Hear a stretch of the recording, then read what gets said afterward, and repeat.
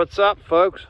Some people message me asking about, I make a statement sometimes on the bad side of a tree, you know, and they say I'm cutting and I'm on a bad side of a tree, and they're like, well, what do you mean when you're saying the bad side of the tree? Okay, so I got a good example here. We got this black oak that has forward lean that way, but you see how it's, my hands mess up the camera. But you see how it's crowned out this way? So there's head weight out this way. It could fall this way if it wants, and you can fall that way if you want, you know, if you're falling natural. Now, since I'm taking it across its lean, being that there's head lean out this way, this right side, if I'm falling the tree straight away, this right side is the bad side of the tree. So when you're cutting that tree, as I have started, I want to try to snake it right through that hole. Okay. I cut my notch. I'm going to bore in here. I'm going to work around to the back to about, if this was a clock, right there 6, that's 12. I'm going to stop at about 11:45. And then I'll come into this side and bore around and release it, letting it go. Now, since it's black oak and black oak is pretty brittle, I'm not going to bore the heart because I have this dead shoot going down in there. Plus, black oak doesn't tend to slab too bad. It's pretty brittle and soft. It breaks pretty nice. But if this was something like a hickory or a white oak or a red oak, I'd bore that out right there and leave a real small post on that side and a real big one on this side. So as that tree starts to come down, it breaks free and rolls and falls into this hole. This one should. Now we want to assess some other overhead hazards. There's possibly some vines going from tree to tree. And we've got this elm stick that's slabbed right here that this is going to obviously hit. So when this tree comes down, coming through this hole, it's going to grab that little dead shoot. It's going to rip it off. And as it comes down, it's going to hit this thing and it's going to blow that down. And that top piece is going to want to fall right into here where the stump is, right where the operator of the saw is. So when I turn this loose, I'm going to boogie out through there, right up along that chute there, because I got a nice open lane. So let's go ahead and fall this. I'm going to put the camera back a little bit. And I hope that helps explain the bad side of the tree. You want to tend to finish on not the bad side. And the reason being is if for some reason you're cutting and that thing decides to break across its lean and come down in, you're not under it. Doesn't jam your saw up. More importantly, doesn't jam you up. See if we can't place this one gently down in that opening.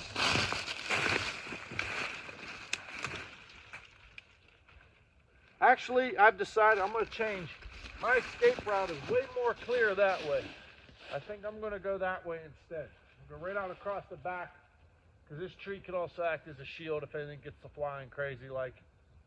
Yeah, I think I want to go that way.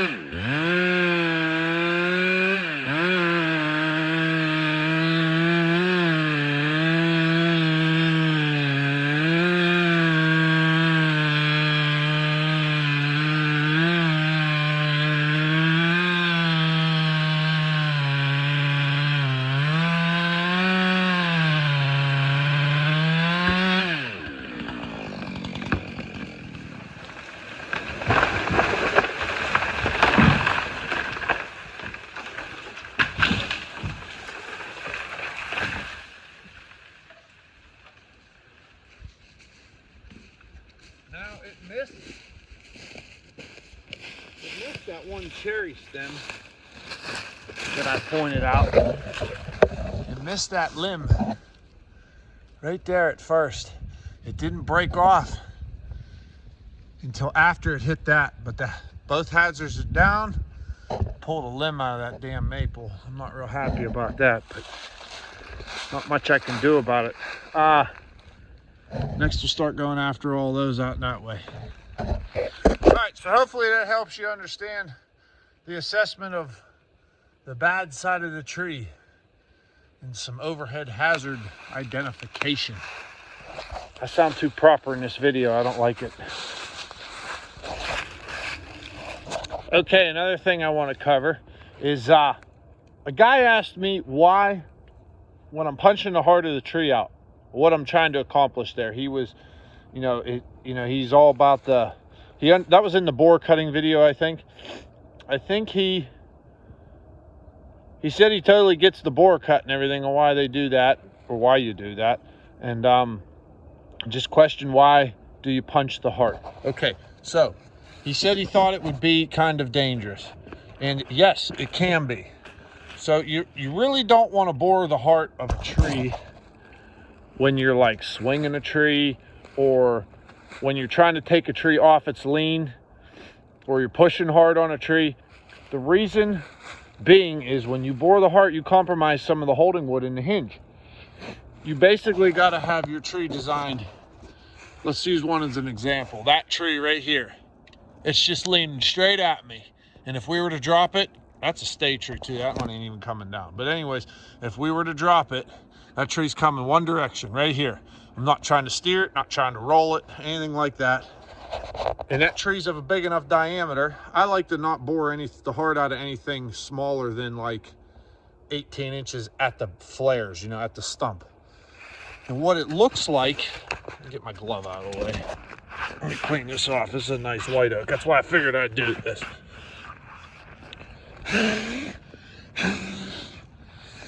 And the reason you do that is to try to limit any fiber pull you can.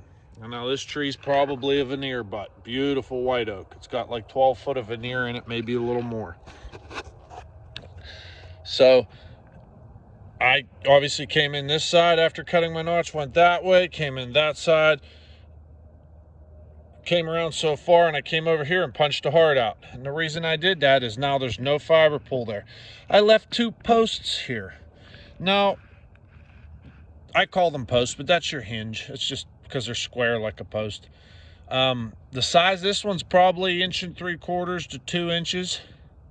It's probably about 1 3/4 by, I don't know, 6 inches. And this one's 6 inches by 2. I just got a little uneven. There's no reason why or why not. But, yeah, all it is to, and I clipped the sapwood here too, because sapwood likes to peel. And we don't want that on a veneer log. That's a no-no. So I hope that clarifies it. That's really the only reason for boring the heart out. The only reason why I do it. You just got to be careful when you're doing it. Because like I said, when you do that, you compromise some of the holding wood in the hinge. So I hope that helps a little bit. I'm not the best person at describing this stuff. I want to emphasize, this is how I do it. I'm not saying you're going to go out of here and this is the only way to cut a tree or the best way to cut a tree or anything like that. I'm just saying this is how I do it, how I'm comfortable.